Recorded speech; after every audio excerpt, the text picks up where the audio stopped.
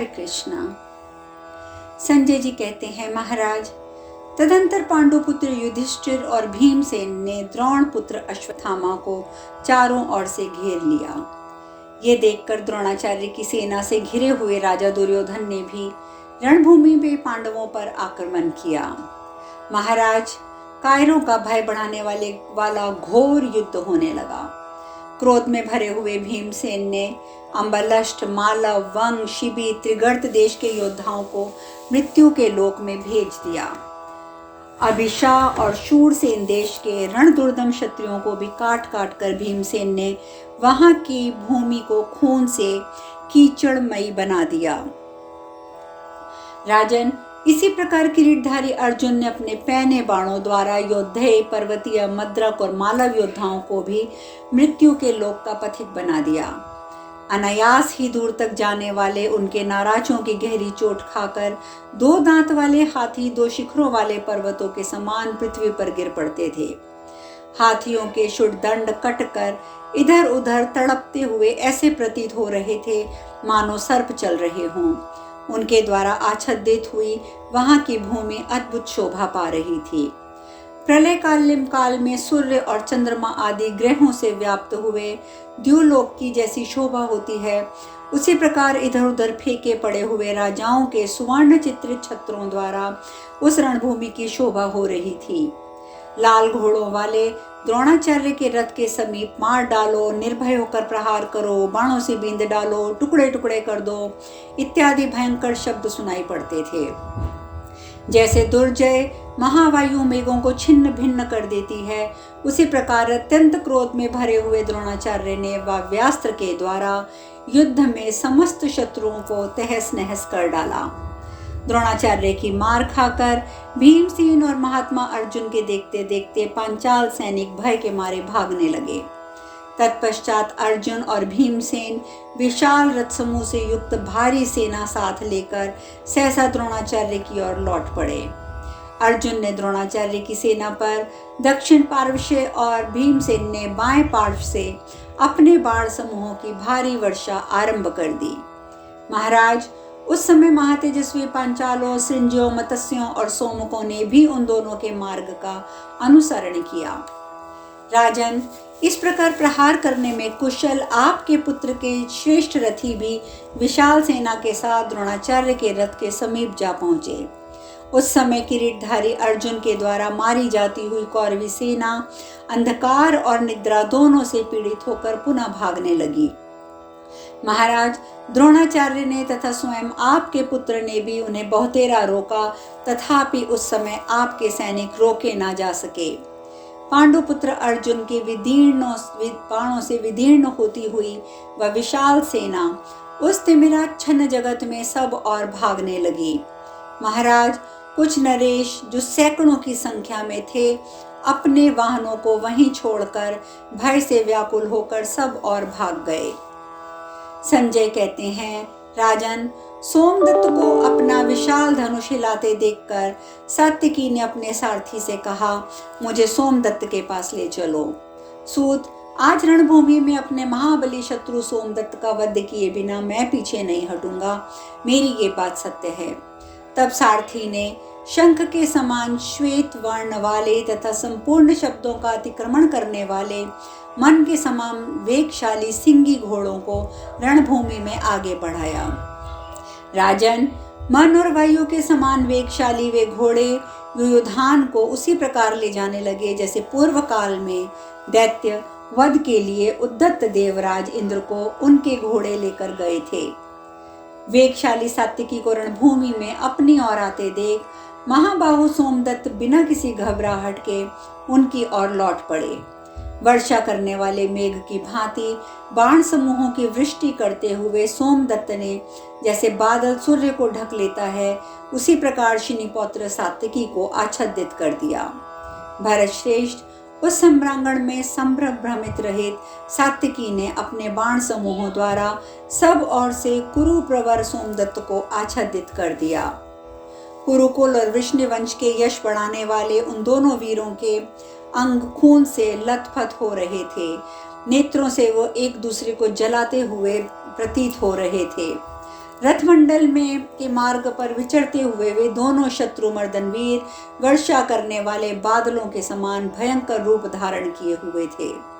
सुवर्णमय पंखों वाले बाणों से व्याप्त होकर दोनों योद्धा वर्षा काल में जुगनों से व्याप्त हुए दो वृक्षों के समान सुशोभित हो रहे थे।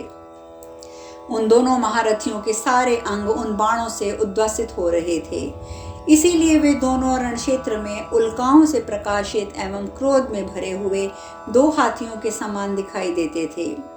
महाराज, तदंतर युद्ध स्थल में महारथी सोमदत्त ने अर्धचंद्राकार बाण से सात्विकी के विशाल धनुष को काट दिया और तत्काल ही उन पर 25 बाणों का प्रहार किया। शीघ्रता के अवसर पर शीघ्रता करने वाले सोमदत्त ने सात्विकी को पुनः 10 बाणों से घायल कर दिया। तदंतर सात्विकी ने अत्यंत वेगशाली दूसरा धनुष हाथ में लेकर 5 बाणों से सोमदत्त को बींध डाला। फिर सात्विकी ने हंसते हुए रणभूमि में एक दूसरे भल्ल के द्वारा वाहिक पुत्र सोमदत्त के सुवर्णमय ध्वज को काट दिया। ध्वज को गिराया हुआ देख संभ्रमित सोमदत्त ने सात्विकी के शरीर में 25 बाण चुन दिए।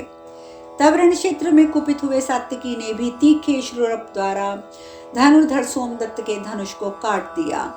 तत्पश्चात झुकी हुई गांठ और सुवर्ण में पंख वाले 100 बाणों से टूटे दांत वाले हाथी के समान सोमदत्त के शरीर को अनेकों बार बींध दिया।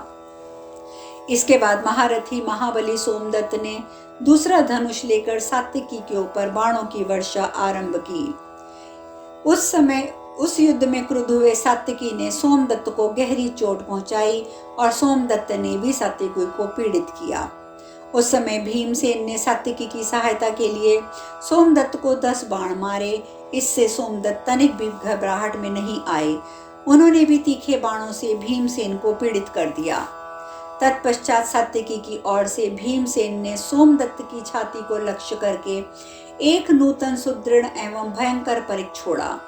सम्रांगण में बड़े वेग से आते हुए उस भयंकर परिक के कुरुवंशी सोमदत्त ने हंसते हंसते 2 टुकड़े कर दिए। लोहे का वह महान परिक 2 खंडों में विभक्त होकर वज्र से विदीर्ण किए हुए महान पर्वत शिखर के समान गिर पड़ा।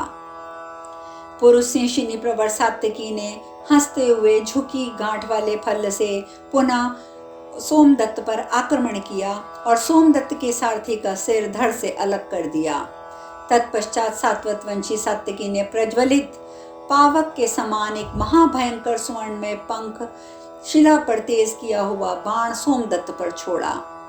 प्रभो, शिनिवंशी बलवान सात्विकी के द्वारा छोड़ा हुआ वह श्रेष्ठ एवं भयंकर बाण शीघ्र ही सोमदत्त की छाती पर जा पड़ा।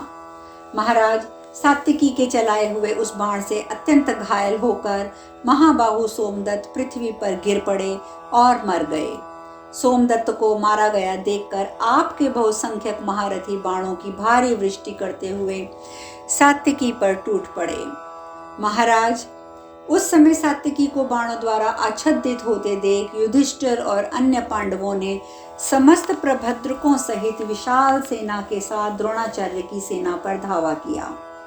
तदंतर क्रोध में भरे हुए राजा युधिष्ठिर ने अपने बाणों की मार से आपकी विशाल वाहिनी को द्रोणाचार्य के देखते देखते खदेड़ना आरंभ किया। द्रोणाचार्य ने देखा कि युधिष्ठिर मेरे सैनिकों को खदेड़ रहे हैं, तब वे क्रोध से लाल आंखें करके बड़े वेग से उनकी ओर दौड़े। फिर उन्होंने 7 तीखे बाणों से कुंती कुमार युधिष्ठिर को घायल कर दिया। अत्यंत क्रोध में भरे हुए युधिष्ठिर ने भी 5 बाणों से उन्हें घायल करके बदला चुकाया। तब अत्यंत घायल हुए महाबाहु द्रोणाचार्य ने अपने दोनों गलफर चाटने शुरू कर दिए। उन्होंने युधिष्ठिर महाराज के ध्वज और धनुष को काट दिया। शीघ्रता के समय शीघ्रता करने वाले निर्वशिष्ठ युधिष्ठिर महाराज ने सम्रांगण में धनुष कट जाने पर दूसरे सुदृढ़ धनुष को वेग पूर्वक हाथ में ले लिया। फिर सहस्त्रों बाणों की वर्षा करके राजा ने घोड़े, सारथी, रथ, ध्वजा सहित द्रोणाचार्य को बींध डाला। ये बहुत ही अद्भुत कार्य हुआ। भरत श्रेष्ठ, उन बाणों के आघात से पीड़ित होकर और व्यथित होकर द्रोणाचार्य 2 घड़ी तक रथ के पिछले भाग में बैठ गए। तत्पश्चात सचेत होकर द्विज श्रेष्ठ द्रोण ने महान क्रोध में भरकर वाग्यास्त्र का प्रयोग किया। तदंतर पराक्रमी युधिष्ठिर ने संभ्रम रहित होकर धनुष खींचकर उनके उस शस्त्र अस्त्र को दिव्यास्त्र द्वारा कुंठित कर दिया। इतना ही नहीं, उन पांडु कुमार ने विप्रवर द्रोणाचार्य के विशाल धनुष को भी काट दिया।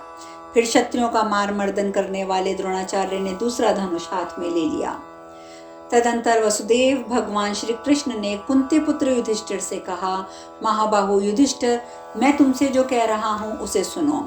भारत श्रेष्ठ, तुम युद्ध में द्रोणाचार्य से अलग रहो, क्योंकि द्रोणाचार्य युद्ध स्थल में सदा तुम्हें कैद करने के लिए प्रयत्न कर रहे हैं। अतः तुम्हारे साथ इनका युद्ध होना उचित नहीं है। जो इनके विनाश के लिए उत्पन्न हुआ है वही इन्हें मारेगा। तुम अपने गुरुदेव को छोड़कर जहाँ दुर्योधन है वहां जाओ, क्योंकि राजा को राजा के साथ ही युद्ध करना चाहिए। जो राजा नहीं है उसके साथ उसका युद्ध अभिष्ट नहीं है। अतः कुंती नंदन, तुम हाथी घोड़े और रथों की सेना से घिरे रहकर वहीं जाओ। तब तक मेरे साथ रहकर अर्जुन और रथियों में सिंह के समान पराक्रमी भीमसेन कौरवों के साथ युद्ध करते हैं। भगवान श्री कृष्ण का यह वचन सुनकर धर्मराज युधिष्ठिर ने 2 घड़ी तक उस दारुण युद्ध के विषय में सोचा। फिर वे तुरंत वहां से चले गए जहां शत्रुओं का संहार करने वाले भीमसेन आपके योद्धाओं का वध करते हुए मुंह फैलाए यमराज के समान खड़े थे। पांडुनंदन युधिष्ठिर अपने रथ की भारी घड़घड़ाहट से भूतल को उसी प्रकार प्रतिध्वनित कर रहे थे जैसे वर्षा काल में गर्जना करता हुआ मेघ 10 दिशाओं को गुंजा देता है। उधर द्रोणाचार्य भी रात्रि के समय पांडव और पांचाल सैनिकों का संहार करने लगे। इस प्रकार श्री महाभारत द्रोण पर्व के अंतर्गत घटोत्कच पर्व में वध पर्व में रात्रि युद्ध विषय के 162वां अध्याय पूर्ण हुआ। संजय कहते हैं, राजन, जिस समय वह भयंकर घोर युद्ध चल रहा था उस समय संपूर्ण जगत अंधकार और धूल से आच्छादित था। इसलिए रणभूमि में खड़े हुए योद्धा एक दूसरे को देख नहीं पाते थे। वह महान युद्ध अनुमान से तथा नाम या संकेतों द्वारा चलता हुआ उत्तरोत्तर बढ़ता जा रहा था। उस समय अत्यंत रोमांचकारी युद्ध हो रहा था। उसमें मनुष्य, हाथी, घोड़े मथे जा रहे थे। एक और द्रोण, कर्ण और कृपाचार्य, ये 3 वीर युद्ध करते थे। दूसरी ओर भीमसेन, धृष्टद्युम्न, सात्यकी सामना कर रहे थे। नृपश्रेष्ठ, ये एक दूसरे की सेनाओं में हलचल मचाए हुए थे। उन महारथियों द्वारा उस अंधकारच्छन्न प्रदेश में सब ओर से मारी जाती हुई सेनाएं चारों ओर भागने लगी। महाराज, वे योद्धा अचेत होकर सब ओर से भागते थे और भागते हुए ही उस युद्ध स्थल में मारे जाते थे। आपके पुत्र दुर्योधन की सलाह से होने वाले इस युद्ध के भीतर प्रगाढ़ अंधकार में किंकर्तव्य विमूढ़ हुए सहस्त्रों महारथियों ने एक दूसरे को मार डाला। भारत नंदन, तदंतर उस रणभूमि में तिमिराच्छन्न हो जाने पर समस्त सेनाएं और सेनापति मोहित हो गए। धृतराष्ट्र ने यह सब सुनने के पश्चात पूछा, संजय, जिस समय तुम सब लोग अंधकार में डूबे थे और पांडव तुम्हारे बल और पराक्रम को नष्ट करके तुम्हें मत डालते थे, उस समय तुम्हारे और पांडवों के मन की क्या व्यथा थी, कैसी अवस्था थी? संजय, जबकि सारा जगत अंधकार के आवृत था, उस समय पांडवों में को अथवा मेरी सेना को कैसे प्रकाश प्राप्त हुआ? संजय ने कहा, राजन, तदंतर जितनी सेनाएं मरने से बची हुई थी उन सबको तथा सेनापतियों को आदेश देकर दुर्योधन ने पुनः व्यूह निर्माण करवाया। राजन, उस व्यूह के अग्रभाग में द्रोणाचार्य, मध्य भाग में शल्य, पार्श्व भाग में अश्वत्थामा और शकुनी थे। स्वयं राजा दुर्योधन उस रात्रि के समय संपूर्ण सेनाओं की रक्षा करते हुए युद्ध के लिए आगे बढ़ रहा था।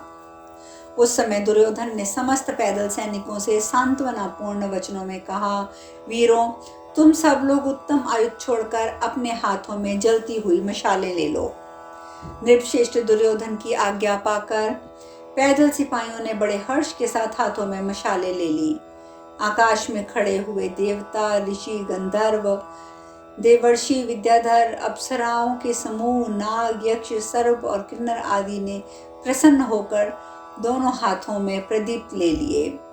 दिशाओं की अधिष्ठात्री देवियों ने यहाँ भी सुगंध तैलब में तेल से भरे हुए दीप वहां उतरते दिखाई देने लगे। विशेषतः नारद और पर्वत नामक मुनियों ने कौरव और पांडवों की सुविधा के लिए दीप जलाए थे। रात के समय अग्नि की प्रभा से वह सेना पुनः विभाग पूर्वक प्रकाशित हो उठी। बहुमूल्य आभूषणों और सैनिकों पर गिरने वाला दीप्यमान दिव्यास्त्रों से भी वह सेना शोभा पा रही थी।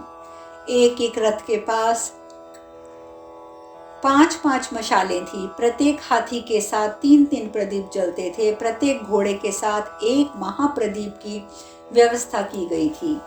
पांडवों और कौरवों के द्वारा इस प्रकार व्यवस्था पूर्वक जलाए गए समस्त प्रदीप क्षण भर में आपकी सेना को प्रकाशित करने लगे। उन लोगों को देखते ही मशाल और तेल हाथ में लिए हुए पैदल सैनिकों द्वारा सेवित सारी सेनाएं रात्रि के समय उसी प्रकार प्रकाशित हो रही थी जैसे आकाश से बादल बिजलियों को प्रकाश से प्रकाशित हो उठते हैं। राजेंद्र, सारी सेना में प्रकाश फैल जाने पर अग्नि के समान प्रतापी द्रोणाचार्य सुवर्णमय कवच धारण करके दोपहर के सूर्य की भांति सब और दैदीप्यमान होने लगे। उस समय उन्होंने सोने के आभूषणों, शुष्क निष्को धनुषों, चमकीले शस्त्रों से वहां उन मशालों के आग को प्रतिबिंबित कर दिया।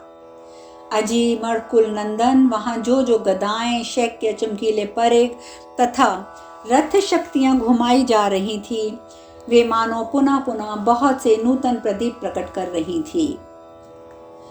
नरेश्वर, उस समय चमकीले अस्त्रों, प्रदीपों और आभूषणों की प्रभाव से प्रकाशित एवं सुशोभित आपकी सेना अत्यंत प्रकाश से उद्वासित होने लगी। अब शेष कथा कल।